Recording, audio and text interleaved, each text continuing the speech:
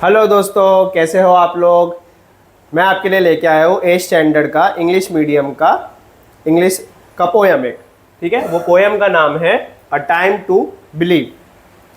चलो, बिलीव का मतलब क्या होता है कि हम लोग लाइफ में सपोज कभी एक ऐसा सिचुएशन आता है जब हम लोग थोड़े डिप्रेस हो जाते हैं, पर हमको हमेशा अपने ऊपर बिलीव रखना चाहिए, पॉजिटिव एटीट्यूड रखना चाहिए, जिससे हम लोग लाइफ में आगे बढ़ सके और हम हर चीज़ को स्ट्रेंथ, करेज वगैरह वगैरह से हम लोग उसको अच्छे से लाइफ को फुलफिल कर सके। तो ये पोएम हमको वही सिखाने वाली है। इस पार्ट में मैंने ना आपके लिए थोड़ा और इंटरेस्टिंग बनाया है कि हम लोग जो पोयम में है वो तो पढ़ेंगे, उससे रिलेटेड थोड़ी स्टोरीज टाइप में भी देखेंगे। और जिन बच्चों को इंग्लिश नहीं भी समझ में आती है उनके लिए हम लोग ने ना मीनिंग हिंदी में भी लिख कर रखा है, तो आपको कोई भी डिफिकल्टीज नहीं होगी। Okay. To believe is to know that every day is a new beginning. मतलब कोई भी दिन होता है हमारा, जैसे समझो कोई खराब दिन चला गया तो हम लोग को ऐसा निराश नहीं होना चाहिए। हर दिन हमारे लिए नया दिन होता है, नई अपॉर्चुनिटीज हमारे को मिल सकती है, तो हम लोग लाइफ में हमेशा सक्सेसफुल रह सकते हैं। तो हमको हमारा बिलीफ सिस्टम थोड़ा स्ट्रांग रखना चाहिए। Is to trust that miracles happen. तो हमको ये विश्वास रखना चाहिए कि मिरेकल्स भी होते हैं। जैसे कभी कभी हम लोगों ने स्टोरी सुनी होगी कि यार ये तो बहुत गरीब इंसान था पर बहुत उसने मेहनत की और बहुत आज वो सक्सेसफुल हो गया। पर कोई भी एक इंसान ऐसा जब गरीब रहता है तो अगर उसका बिलीफ सिस्टम नहीं है कि वो कुछ कर सकता है तो वो कभी लाइफ में अचीव कुछ नहीं कर सकता। पहले आपको सोचना पड़ेगा, वो बिलीव करना पड़ेगा, तभी आप लाइफ में कोई भी चीज़ हासिल कर सकते हो या लाइफ में सक्सेसफुल हो सकते हो। And dreams really come true. तो हमारे जो भी ड्रीम्स रहते हैं, अगर हम पॉजिटिव एटीट्यूड रखेंगे तो हमारे ड्रीम्स भी जो भी हम सोचे वो सब पूरे हो सकते हैं। देखिए एक एग्जांपल के लिए, believing in yourself allows you to start each day with a positive attitude. मतलब अगर हम हमारे ऊपर बिलीव रखेंगे, अपने आप पे बिलीफ रखेंगे, तो उससे क्या होगा, हमारा हर दिन पॉजिटिव एटीट्यूड से हमको गुजारना चाहिए। And work towards your goals. तो हमको हमारे गोल्स की तरफ हमारा जो भी पॉजिटिव एटीट्यूड है उसको लेकर जाना पड़ेगा। देखो मैंने कुछ मीनिंग्स भी लिखे हैं, जैसे कुछ लोगों को नहीं पता होगा, बिलीव को बोलते हैं मानना, बिगिनिंग मतलब शुरुआत, ट्रस्ट मतलब हमको विश्वास रखना, मिरेकल्स मतलब चमत्कार, ड्रीम्स मतलब सपने। ओके, देखिए to believe is to see angels dancing among the clouds. देखो हम ऐसा बिलीव तो करते हैं कि जो एंजल्स होती है ना, वो क्लाउड्स में डांसिंग कर रही है, पर एक्चुअल में ऐसा होता तो नहीं है, पर ये हमारा बिलीव सिस्टम है। हम स्टोरीज वगैरह सुनते हैं, कुछ ऐसा मिरेकल हो गया तो वो सब हमको बिलीव करते हैं, हम बिलीव सिस्टम हमारा उससे स्ट्रांग हो सकता है। To know the wonder of a stardust sky and the wisdom of the man in the moon. ठीक है, तो हम लोग अभी देख रहे हैं कि to know the wonder of a stardust. देखो स्टारडस्ट का मतलब यहाँ क्या है, tiny cosmic particles of matter ejected from the stars और नेबुला। ठीक है, जब भी स्टार बनते हैं या वो एंड होते हैं, डिस्ट्रॉय होते हैं, तो उनके अंदर से बहुत सारे स्टारडस्ट निकलते हैं, है ना, उसी को हम लोग बोलते हैं। And the wisdom of the man in the moon. तो कोई ऐसा हम विश्वास कर रहे हैं कि कोई मून पर एक इंसान है और उसमें विजडम है। विजडम का हम लोग बोल सकते हैं कि समझदारी। ठीक है, विजडम यहाँ पे है बुद्धि, the quality of having experience, knowledge and a good judgement. मतलब वो हमारे लाइफ में विजडम उनको बोलते हैं कि जो अच्छे डिसीजंस ले पाते हैं, सही डिसीजन ले पाते हैं, अच्छे बुरे में सही चीजें समझ सकते हैं। ओके, चलो आपके लिए एक एग्जाम्पल है। When you see a beautiful sunset, you might believe it's a miracle। जब हम लोग कभी सनसेट देखते हैं या सनराइज भी देखते हैं तो मोस्टली हमको जो भी सन दिखता है वो येलोइश टाइप का दिखता है, राइट। पर जब सनसेट होता है या सनराइज होता है वो टाइम को हमको अलग अलग टाइप के अलग कलर्स भी दिखते हैं, जैसे डार्क ऑरेंज, लाइट ऑरेंज, थोड़ा येलोइश टाइप, और कभी कभी येलो, लाइट येलो भी देखने को मिलता है। तो हम लोग उसको मिरेकल जैसा समझते हैं। Wonder at the colors or you might find wisdom in the quiet beauty।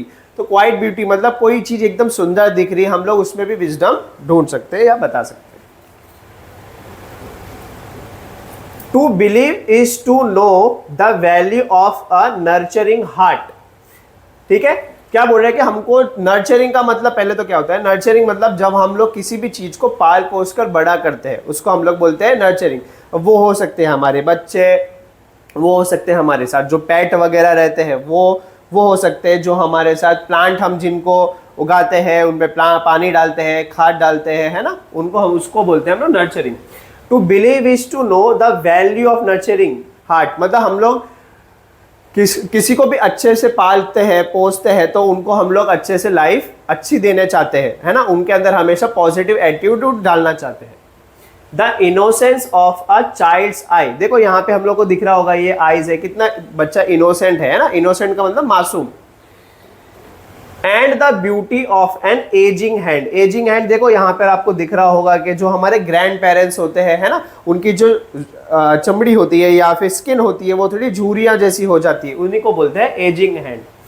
For it is through their teachings we learn to love, तो हम लोग को जो ग्रैंड पेरेंट्स है या जो हमारे बड़े बूढ़े हैं उनसे हमको बहुत कुछ सीखने मिलता है कि हमको कैसे लाइफ में जीना चाहिए, कैसे हमको सबका देखभाल करना चाहिए, कैसे फैमिली में रहना चाहिए, कैसे हम सबको पॉजिटिव एटीट्यूड के तरीके से सिस्टम चलाना चाहिए। जैसे imagine a garden, nurturing is like watering and caring for the plants. ठीक है, मैंने आपको ये समझाया। Innocence is like a young pure flower and ageing is like the wisdom and structure of a sturdy old tree. Sturdy old tree का मतलब बोल सकते हैं कि जो हमारे ग्रैंड पेरेंट्स है उन्होंने अपनी लाइफ बहुत जी ली है ना, 60 ईयर्स के हो सकते हैं, 70 ईयर्स के हो सकते हैं, तो अच्छा बुरा जैसा भी है वो हमसे ज़्यादा बेटर जानते हैं, आपके पेरेंट्स से भी ज़्यादा बेटर वो जानते हैं। इसके लिए हम लोग उनको बोलते हैं कि वो हमारे फैमिली के एक स्तंभ है ना, जिससे वो जब तक उनका हाथ हमारे सर पे रहता है तब तक हम लोग डिसीजन जो भी लाइफ में होते हैं हमारे वो अच्छे से अच्छा ले सकते हैं। Through their life cycles we learn the language of care, तो वो हमको केयरिंग कैसे करना चाहिए वो सब भी हमको सिखाते हैं। ठीक, to believe is to find the strength and courage that lies within us. ठीक है, तो हमको ये बिलीव करना चाहिए कि हमारे अंदर स्ट्रेंथ है, हम एकदम स्ट्रांग है, लाइफ में कितना भी टफ सिचुएशन आ जाए, हार्ड सिचुएशन आ जाए, टफ सिचुएशन आ जाए, जैसे कि एग्जाम के टाइम पे बहुत सारे बच्चे प्रेशर में आ जाते हैं, पर हमको ये विश्वास रखना चाहिए कि बाकी कोई कर सकता है तो हम भी कर सकते हैं, तो हमको स्ट्रेंथ वाइज स्ट्रांग रहना चाहिए और हमारे अंदर करेज होना चाहिए दैट लाइज विद इन अस। तो स्ट्रेंथ, करेज, ये सब चीज़ हमारे अंदर ही होता है, सिर्फ हमारा बिलीफ सिस्टम होता है जिससे हम स्ट्रेंथ और करेज ज़्यादा और अच्छे से बता सकते हैं। When it is time to pick up the pieces and begin again, कभी कभी कैसा होता है कि लाइफ में हम लोग है ना थोड़े डिप्रेस हो जाते हैं, कोई भी चीज़ को लेके टेंशन में आ जाते हैं, पर ऐसा हमको समझना चाहिए कि कोई भी चीज़ का अगर एंड होता है तो हम लोग को उस चीज़ को वापस शुरुआत से एक स्टेप बाय स्टेप करके हम उसको और अच्छा कर सकते हैं। सपोज मैं आपको एक एग्जांपल देता हूँ, कोई एक बच्चा है, बुक लेकर जा रहा है, जो 5-6 ऐसी बुक उसके पास है, ठीक है, वो चल रहा है, जैसे ही वो क्लासरूम में एंटर करता है वो पैर लग के उसकी बुक्स गिर जाती है, तो उसमें बच्चे को निराश नहीं होना चाहिए। वो क्या करेगा, वो एक एक बुक रखेगा, धीरे धीरे पीसेस करके, मतलब एक एक सेक्शन में पार्ट करके और फिर से आ जाएगा, क्योंकि गलती सबसे होती है, पर उसको गलती को और अच्छे से हम लोग अच्छा कर सके कि उस पर डिप्रेस ना हो। Okay, example, imagine a champion athlete. After a tough loss, a defeat, they must find courage to face the next session. मतलब क्या ऐसा होता है, कोई एथलीट होता है, कोई स्पोर्ट्स पर्सन होता है, वो जरूरी नहीं है कि हर बार वो जीते लाइफ में, है ना, कभी कभी ऐसा सिचुएशन भी आता है कि हमको हार का सामना भी करना पड़ता है, पर वो उस हार से हमको बहुत सारा चीज़ एक्सपीरियंस मिलता है, सीख मिलता है, जिससे हम लोग नेक्स्ट टाइम वो गलती ना करें और लाइफ में और अच्छा करें, जिससे हमारे विनिंग या सक्सेस के रेट ज़्यादा हो सकते हैं। The strength to keep training and to pick up the pieces, the broken confidence to break their journey towards victory again. मतलब क्या ऐसा है, जैसे हम लोग समझो हार गए हैं, है ना, तो हमारा थोड़ा डिप्रेशन में आ जाएगा, पर धीरे धीरे हमको confidence one by one, step by step करके हमको हमारा कॉन्फिडेंस वापस लाना चाहिए। It's a continuous process of learning and growing through the life cycle. देखो लाइफ कैसी है, छोटी तो नहीं है ना, तो आपको जिंदगी भर भले आप ग्रेजुएशन कर लो, है ना, उसके बाद पीएचडी कर लो, कुछ भी कर लो, पर आपको लाइफ में हर चीज हमेशा लाइफ तक अपडेट रहना पड़ेगा, सीखते रहना पड़ेगा। इसके लिए बोलते हैं कि ये लाइफ साइकिल का प्रोसेस है कि आपको हमेशा अप टू डेट रहना पड़ेगा, ग्रो होना पड़ेगा। जैसे जैसे आपके समाज भी ग्रो हो रहा है, सोशल मीडिया ग्रो हो रहा है, या फिर हमारा एआई ग्रो हो रहा है, तो उसके हिसाब से आपको भी ग्रो होना पड़ेगा।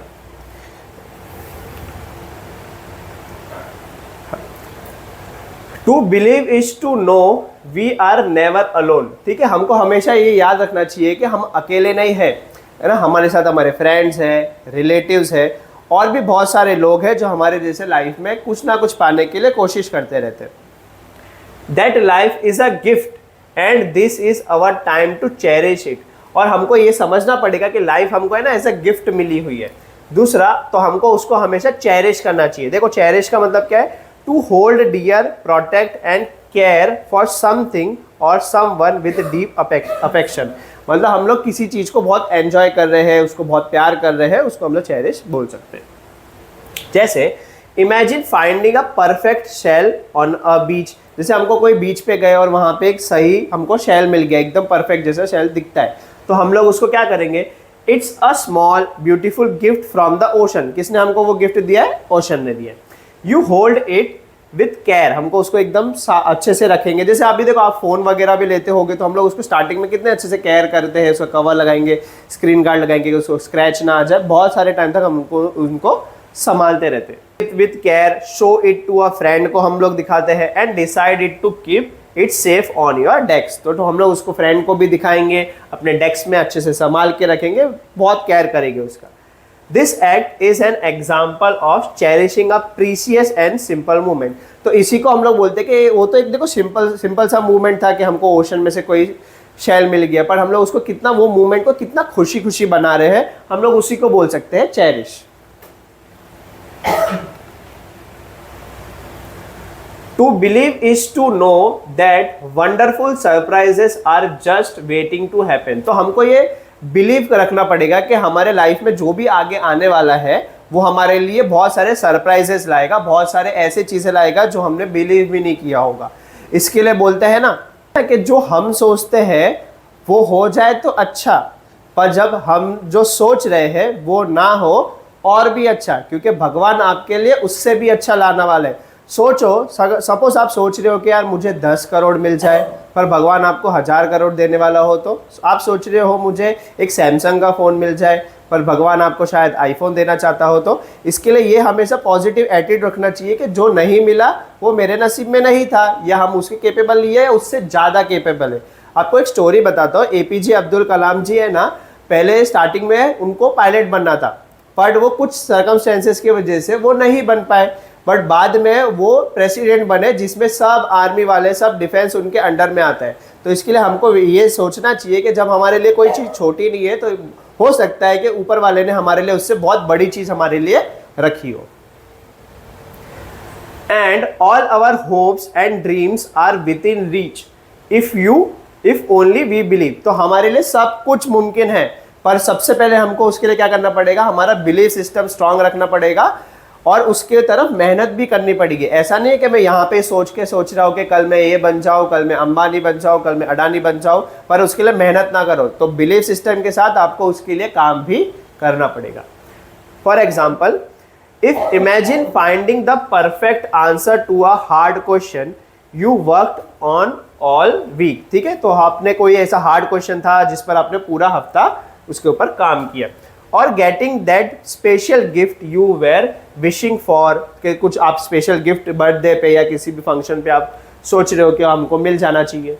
Believing in your effort makes success feel close and ready. तो आप जब जैसे जैसे एफर्ट लगाओगे वैसे वैसे आपको दिखेगा कि जो आप पाना चाहते थे या जो आपका गोल था धीरे धीरे आपके पास आ रहा है।